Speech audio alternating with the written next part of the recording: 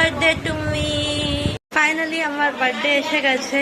তো আজকে দেখাবো লাঞ্চে কি কি আছে। তো আমার দিদাও এসে গেছে, দাদুও আছে, ওই ঘরে ঘুমাচ্ছে।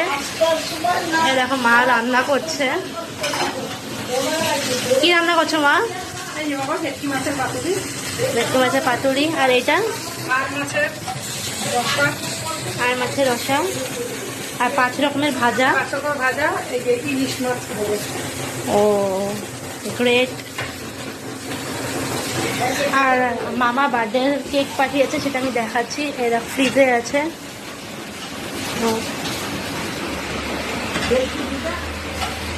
এই তো মামা কেক পাঠিয়েছে। মামা বিকেলবেলা আসবে। তো বার্থডে থালি।